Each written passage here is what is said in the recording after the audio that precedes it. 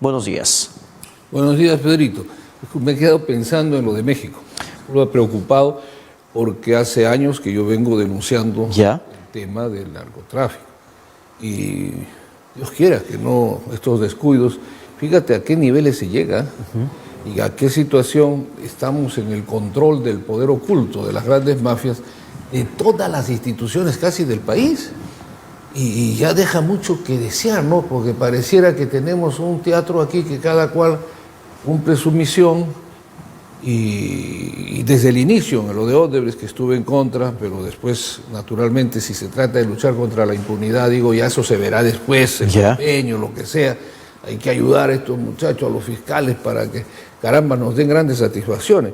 Pero a ese vengo pensando y digo, lo único que nos puede faltar a los peruanos es que se encuentre una cuenta de los fiscales o algo, porque ya eso es, y deja mucho que pensar que las actuaciones se demoren tanto, que se vaya a otras situaciones y lo que tú dices estos últimos días. No estoy a tus órdenes. Dentro de lo que ha pasado en el Tribunal Constitucional, entre la Fiscalía, que luego termine pretendiendo impugnar la decisión del TC, ¿es parte también de un teatro que estamos viviendo, doctor Calle? Yo no sé, pero lo que sí, no quisiera pensarlo, ¿no? Pero fíjese usted, para empezar, la Fiscalía no puede impugnar, no puede plantear una nulidad de la sentencia del tribunal. Pero en estos días u horas hemos visto algo que no se había presentado antes, ¿no? Yo siempre he creído que entre la Suprema y el tribunal, en mi época hemos tratado de mantener una buena relación, hay discrepancias. Y yo siempre decía en broma a mis colegas, no se olviden que la Suprema, aunque nació, no se molesten, de alguna forma con Bolívar un poco sumisa al poder político, etcétera, pero es tan antigua como la República. Nosotros somos más jóvenes, le decía, si total pueden escoger a alguien, de repente a nosotros no, y ellos están más sólidos, ¿no? Pero lo que sí he notado que se ha linguneado un poco, ¿no? Porque deben ser pues falta de serenidad, yo les ruego a todos, porque ni el Poder Judicial necesita que le digas que están mal tus fallos del todo, que deben prácticamente estudiar cómo se hace una motivación. Pero Blumen lo que básicamente dijo es eso, o sea, cuando menciona que 14 jueces terminan equivocándose y él tiene la razón. Hay formas, no quiere decir que pueda un fallo haber contravenido los mecanismos procesales de la Constitución. Pero de allá decir lo que tú dices, y es cierto, lo he escuchado, creo que es un exceso que perjudica mucho una relación. Mucho, ¿no? ¿Perjudica una relación entre instituciones o perjudica el debido proceso? Porque acá doctor Calle, lo que estamos viendo son instancias de personas no interesan, son instituciones, ¿no? Pero son instancias que han terminado ratificando una prisión preventiva, no en primera ni en segunda, y a las finales se cuestiona que el Tribunal Constitucional terminó instaurándose como una cuarta instancia al determinar.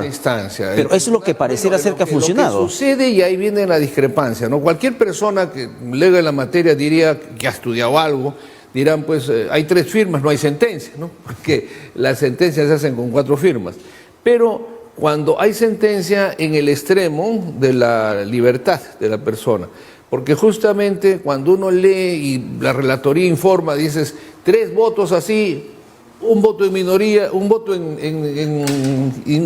minoría, sí, en discordia, y otros 2 votos igual. Singular, usa la palabra. Voto singular. Singular, que quiere decir que no estás de acuerdo con el ponente, ¿no es cierto? Eso es lo que quiere decir. Pero han coincidido en el extremo de que se dé la libertad.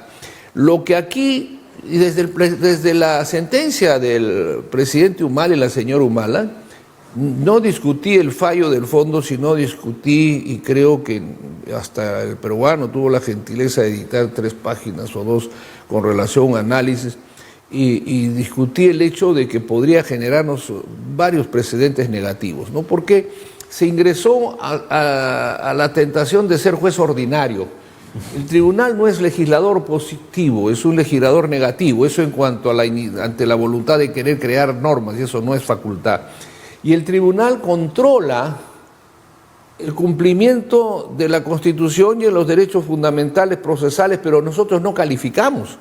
Quien califica es el juez ordinario. Pero la calificación que pone... las pruebas es el juez ordinario. Pero a eso voy, doctor Calle. Yo entendía que este recurso de habeas corpus es presentado para garantizar el debido proceso, que no se vulneran los derechos del procesado. Si es que lo hubiera habido, ¿no? Si es que lo hubiera habido. Pero si uno revisa, por ejemplo, el expediente, el documento de Ernesto Blume, que termina finalmente argumentando el por qué Keiko Fujimori tendría que estar en libertad, no me cabe en la cabeza que un tema de garantía del proceso o de los derechos fundamentales del investigado, de la investigada, en este caso Keiko Fujimori, se tenga que desestimar la carga probatoria que tiene el Ministerio Público, cuando esa era competencia del Ministerio Público y del Poder Judicial y no del Tribunal Constitucional. A eso voy, y justamente sucedía en menor dimensión con el caso del presidente Humala. Y menciono porque son solo dos. Usted y yo podemos invocarle con los peruanos con todo cariño a mi amigo el presidente Blume, que no sé cuántos expedientes hay, 2.000, 3.000, que de una vez lo resuelvan, pues, y que salga esa gente de la cárcel. Además, no se olvide usted, el Ministerio de Justicia ya no es Justicia y Culto. Hace unos años es Ministerio de Justicia y Derechos Humanos. Y han hablado estos días tanto de derechos humanos, que yo le diría al ministro, oiga, ordene que todos los abogados de oficio planteen en defensa de los 30.000 presos, creo han dicho que no tienen todavía proceso, están con detención preventiva. 40.000 por lo menos se estima. Hoy no, que el ministerio plantee el habeas corpus, pues, y de repente los jueces que no están obligados, cuidado, porque esto también hay que dejarlo claro, como lo dije con la sentencia anterior. Esta sentencia no es un precedente vinculante, no es una doctrina jurisprudencial, es una simple sentencia. Y gracias a Dios que el tiempo es el mejor amigo. Al inicio a mí me decían un poco de ataques, pero en la audiencia justamente última, varios magistrados dijeron que la sentencia del presidente Humala era una sentencia, pero que no tenía nadie por qué, digamos... Pero se termina generando un precedente. No necesariamente. La decisión. O sea, lo que se termina es este riesgo, como dije en su momento, que un juez corrupto o un juez miedoso, no sé cuál es más peligroso, ¿no? A la hora de resolver por oídas o por temor, falle sintetizando simplemente como dijo el presidente del Tribunal Constitucional o el tribunal en este fallo, yo resuelvo, no siendo lo correcto, pero ya tú a ese juez no podrías emplazarlo mucho porque diría, esto lo hice de acuerdo a lo que dice el tribunal, pero no está obligado, porque es más, has tocado una parte importante. Justamente en ese extremo, que era sumamente peligroso como referencia, aunque sea, para mí, entender peligroso, porque la lucha contra la impunidad, Pedrito, y entendámoslo todos, es obligación de todos los peruanos. Y en ella, la Constitución en su artículo 8 dice, por ejemplo, el Estado combate el narcotráfico, el lavado de activos, dijimos nosotros en una sentencia, incluso interpretando la prueba prohibida, ¿no? Y lavado de activos, corrupción, terrorismo, tres más, es la obligación de todos, de los que somos, y el tribunal es el Estado. O sea, lo que refiero yo que el Poder Judicial, todos tenemos que cerrar filas contra la impunidad. Yo he quedado un poquito impresionado. Yo quiero creer que es producto de algunos cambios de palabra. ¿Impresionado de qué? ¿De qué? De que se diga que entonces en una palabra el Poder Judicial todos están pronunciándose con odio. ¿No? O sea, que ¿odio a quién? Habría que aclarar, porque dice, ya terminemos con el odio. ¿Qué odio, por Dios?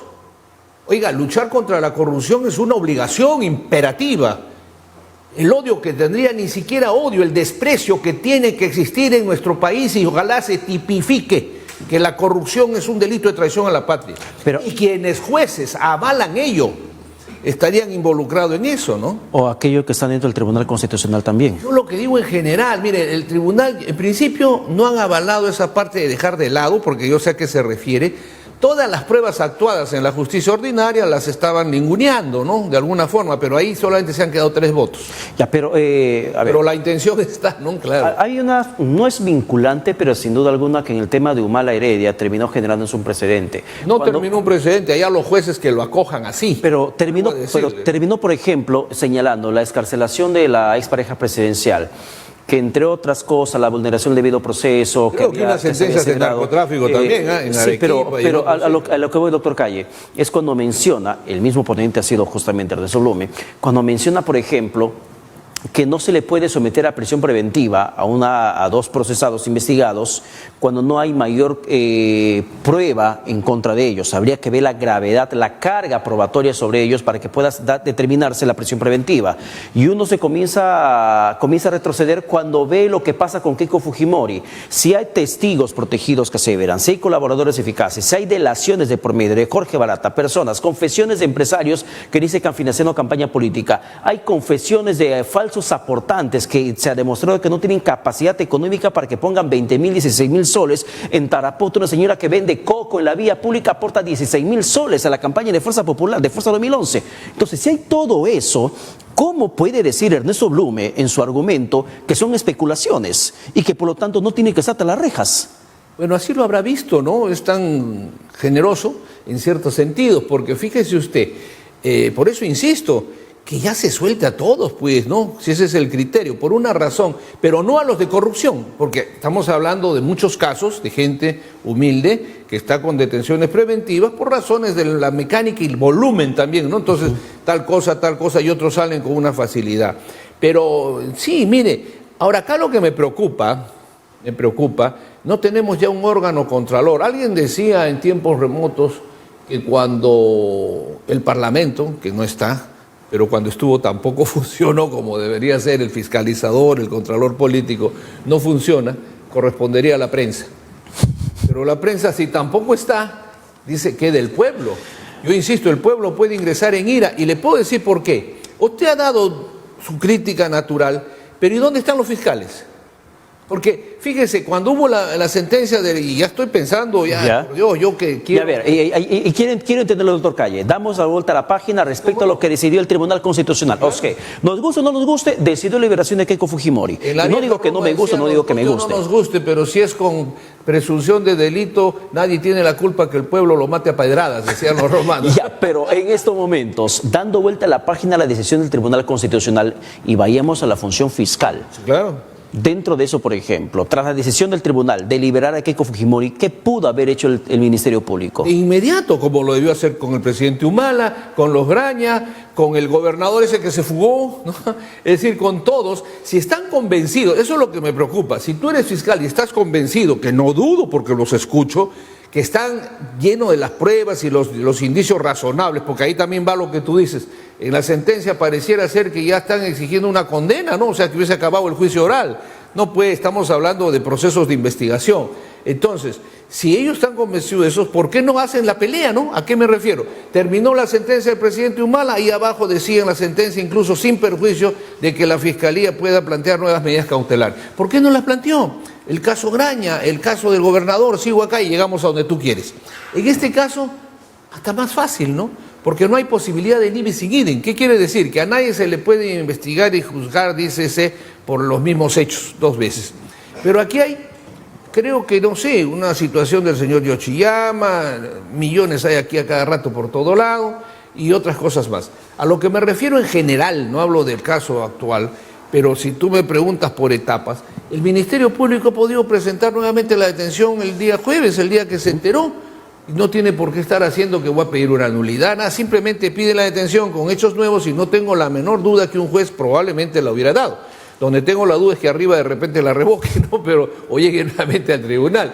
Pero lo que sí también es justo, que ya deberían, si tienen indicios más que razonables, deberían tener la carga para acusar y empezar los juicios orales, ¿no? Para terminar. Es importante, pero nos estamos desligando de muchos casos, no es solamente el caso de la señora. Hay muchos casos, hay una carta que enviaron inmobiliarias, las internas de la Anexo Doble Penal de Chorrillos, emitieron una carta pidiendo también que tengan el trato preferencial como Keiko Fujimori. Yo pensé que las internas iban a poner a sus esposos afuera lleno de carpas también. Entonces, para o con globos y peluches afuera para recibirlos. Pero, doctor, para terminar. Del 2 al 6 de diciembre, del 2 al 6 de diciembre es el proceso de evaluación de confianza, la prueba de confianza a los aspirantes a la Junta Nacional de Justicia. Usted siempre nos menciona el tema de la Junta Nacional de Justicia. Sí, claro, hay pruebas que se van a hacer. Claro, hay pruebas que se van a hacer. Acá tengo justamente registrado el tipo de prueba que se van a evaluar. Son 4: patrimonial, socioeconómica, psicológica y psicométrica. ¿Se puede decir que se está haciendo un mejor filtro para elegir a los integrantes de la Junta Nacional de Justicia del extinto Consejo Nacional de la Magistratura? En nuestro país, como en muchos, todos nos conocemos. Y en el mundo de los abogados más, que lo que se trata es de abogados, ¿no es cierto? Yo tengo un gran cariño por todos, pero ¿están haciendo evaluaciones? No, lo patrimonial eso no me preocupa, al contrario. ¿Qué le preocupa? Debería ser más intensa, porque debería ser hasta el cónyuge, familiares hasta cuarto grado y los posibles asesores que vayan a nombrar. Eso no hay problema en cuanto hay que buscar la integridad de la persona en lo posible. Ángeles tampoco, en el cielo, pero una trayectoria y un prestigio que tengan que cuidar. Después tendrá que reformarse la ley de reforma, la ley orgánica, porque no está bien hecha. Pero ¿qué me preocupa? Señor, el examen anterior no pasaron el 61% que habían puesto de requisito, ¿no? Por eso que nadie pudo pasar, salvo uno que también la comisión no se dio cuenta que tenía procesos, qué sé yo.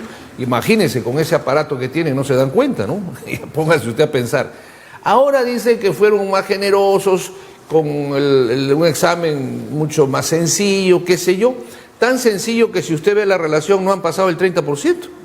Entonces, da la impresión que lo que querían es justificar ya como sea ahora, ¿no?, tener una junta. No se trata, pues, aunque yo tengo confianza cuando han hablado de una junta de fiscales de lujo, no se han hablado, ojalá pues no sea de lujo. Bien. Pero ¿qué me preocupa?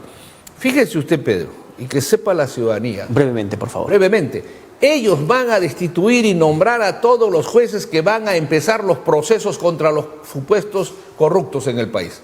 Y el poder oculto que está controlando todo. Estamos viendo, por favor, cómo la Fiscalía, espero por descuido, no interpone nuevamente medidas cautelares, no apela de ciertas cosas. Seguramente por la recargada labor, yo creo que la Fiscalía de la Nación debe hacer un esfuerzo de hacer un pool ya de eso más grande de fiscales, porque son más los corruptos, pero la gente decente somos más.